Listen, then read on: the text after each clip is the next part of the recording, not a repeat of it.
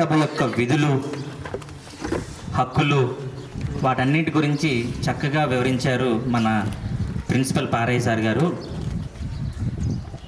గ్రామ సభను ఉద్దేశించి మాట్లాడిన ప్రిన్సిపల్ గారికి మరొకసారి వందనాలు తెలియజేస్తున్నాం.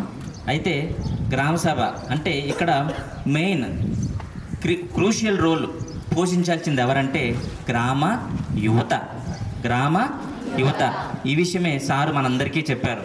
చదువుకున్న ప్రతి ఒక్కరూ తమ తమ గ్రామంలో ఉన్నటువంటి గ్రామ సభకు అటెండ్ అయ్యి ఆ గ్రామ సభలోకి నిధులు అనేవి ఎంత మట్టుకు వస్తున్నాయి, అవి ఎంత మేరకు ఖర్చు పెడుతున్నారు, ఏవైనా పనులు సార్ చెప్పినట్టు కేవలం పుస్తకాల్లో లెక్కలు మాత్రమే చూపిస్తున్నారా, నిజంగా అభివృద్ధి జరుగుతుందా అనే వాటిలన్నింటిని గమనించి అవన్నింటిని కూడా మనం గ్రామసభ రోజున ఎవరైతే అధికారులు ఈ విషయంలో నిర్లక్ష్యం వహిస్తున్నారో వారిని మనం గ్రామసభ రోజు ప్రశ్నించి ఆ యొక్క సమస్యని మనం పరిష్కరించుకోవచ్చు. ఇలాంటి విషయాలు ఎన్నో చాలా చెప్పారు మన పారయ్య సార్ గారు.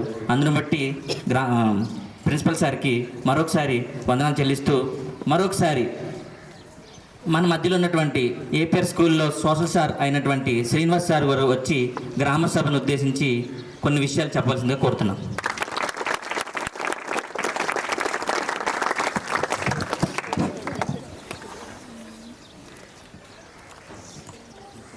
అందరికీ గుడ్ ఆఫ్టర్నూన్. వేదికను అలంకరించినటువంటి ఈ పెద్దలందరికీ, టీచర్స్కి, అలాగే ఈ వేదికను అలంకరించినటువంటి సర్పంచ్ గారికి, ward member and panchayat secretary, ఈ పెద్దలందరికీ కూడా గుడ్ ఆఫ్టర్నూన్. ముందుగా గ్రామ సభ అంటే ఏంటంటే గ్రామంలోని ప్రజలందరినీ ఒక చోటకి చేర్చేటటువంటి ప్లేస్ గ్రామ సభ. దానికి హెడ్ ఎవరు ఉంటారంటే హెడ్ గ్రామ సర్పంచ్ ఉంటారు కదా.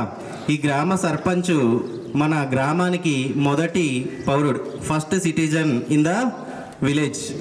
సరే, ఈ సర్పంచ్తో పాటు కొద్దిమంది, ఒక 7 మంది 8 మంది వరకు ఎవరు ఉంటారంటే వార్డు మెంబర్స్ ఉంటారు. వీళ్ళని ప్రజలు ఎన్నుకోవడం జరుగుతుంది. మనము గ్రామ పంచాయతీ ఎన్నికల్లో 2 ఓట్లని ఉపయోగిస్తాం. ఒకటి గ్రామ సర్పంచ్ని ఎన్నుకోవడానికి, ఇంకోటి వార్డు మెంబర్స్ని ఎన్నుకోవడానికి. ఈ వార్డు మెంబర్స్ ఎవరంటే ప్రజల చేత ఎన్నుకోబడినటువంటి వారే. ఈ వార్డు మెంబర్స్లో ఒక నాయకుడిని ఎన్నుకుంటారు ఈ వార్డు మెంబర్స్, అతనే సర్పంచ్. ఈ సర్పంచ్ గ్రామానికి కావాల్సినటువంటి అన్ని సదుపాయాలని